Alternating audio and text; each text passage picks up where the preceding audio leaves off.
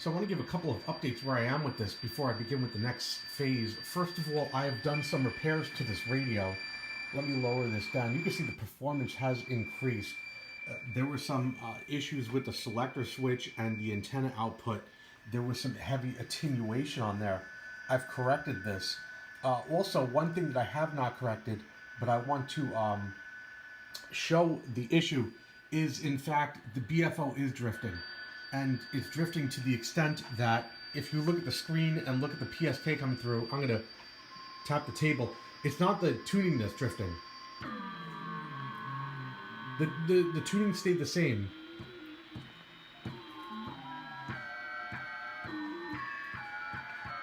That's the BFO that's drifting, right? And when this BFO drifts, you can see we're in an entirely different mode now.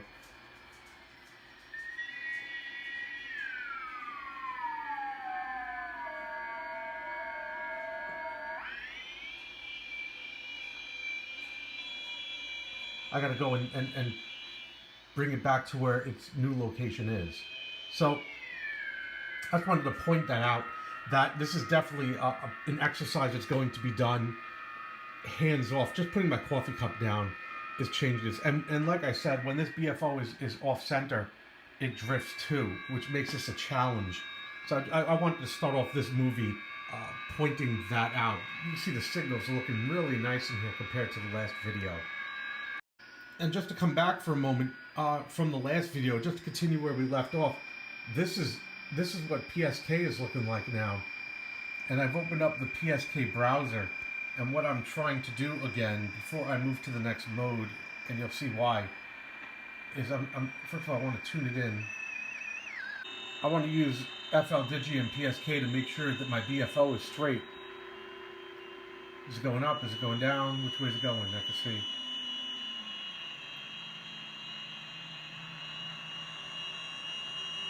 And as soon as this is tuned in, I'll be able to move over to our next portion of this project. Now we can see that it's starting to swing downward, so I'm going to give it a little bit more back up. Eventually I'll get it right. PSK will start appearing on the screen. Here comes a nice waveform. Splattering everywhere. This is not any conventional ham radio wisdom here. This is just the idiosyncrasies of this radio. If I bring the VFO up, it pulls in the correct direction. I think we got it now. I think it's straight enough to get to the next portion of what we're doing. Good enough.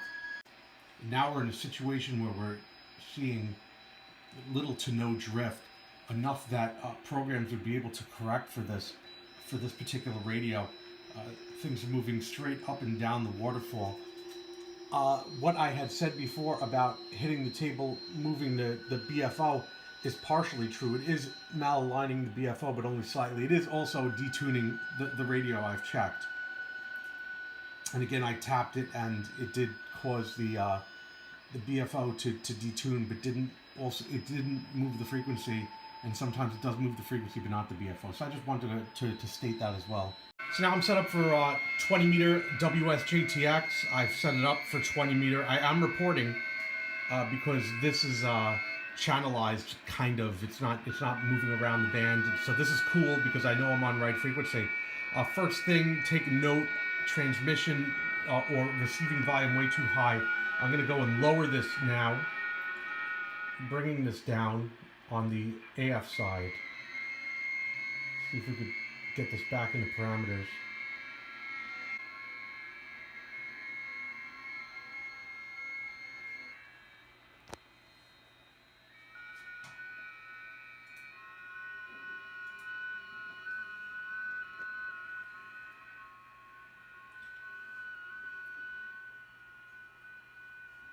There we go. We got an acceptable signal now, or in and around, and we can see that the stations are coming in.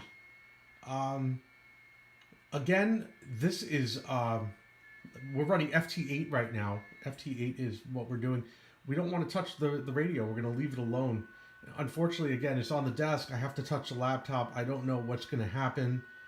We're seeing, I see it looks like a station in Great Britain. I see a station now in Canada, uh, another station in Great Britain. It's looking good.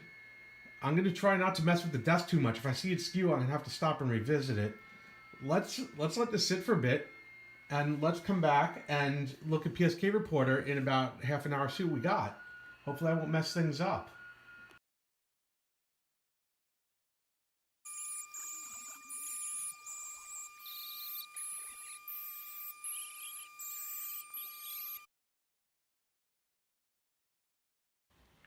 We could see from this sped up demonstration on 40 meters with FT8 that in the evening time there was a considerable performance increase. There were a couple of reasons for it. Number one, on 40 meters, there was much better propagation. We could see that the signals came in a lot stronger than they did during the day on 20 meters. The other reason was I was able to set it up so that the signals were drifting a lot less. We could see that as they come down the waterfall, they are a lot straighter than they were in the previous video when they were going sideways or on an angle. The results of today's work proved to be quite incredible for the National 173. We could see the yellow markers represent the stations that were recorded on 20 meters during the day. That did a good job capturing a lot of the European stations as well as the stateside stations. Did okay. It also depends how many stations were on the air. You see a lot of activity, but there's also a lot of repetition going back and forth. But we saw really good performance on 40 meters, and a lot of interesting stations also came in on 40 meters, and this included stations coming in as far as South Africa. I think that was the record at 8,214 miles.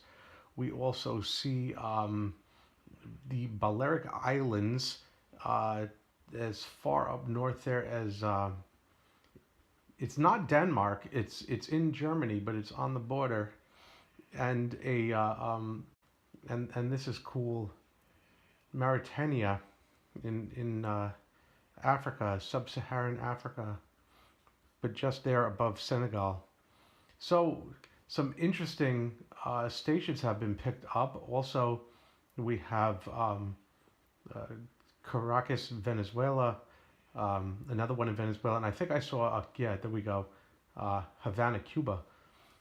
So, yeah, definitely some great performance on FT8 picking up these stations. Did not see any stations coming in from Asia. This might have more to do with the fact that there still is some skewing of the signals. It comes down the waterfall. I don't know if it's not able to pull in other stations or copying over other things. I'm not really sure of the impact that that's having on the performance. Also, the antenna setup for this radio is not ideal. It's not like ladder line that would be set up for radio like this. But I think this definitely shows that FT8 is a possibility for an old boat anchor like this. Spent the last couple of videos trying to get this old boat anchor working with FLDIGI and WSJTX, and we were successful from CW to radio to PSK all the way up to FT8, and it demonstrated that these old 75-year-old boat anchors, you know, with all the old technology, in dealing with all of the idiosyncrasies and challenges to tune them, can in fact work with the modern technology, with these computers, and the computers can correct to a degree and track the signal and decode these modern modes. So if you have one of these radios and you restored them and it's safe to operate, by all means, you know, just connect that headphone jack or whatever into your computer and give it a shot. So I hope you enjoyed the video. This is KJ4TLB. Thanks for watching.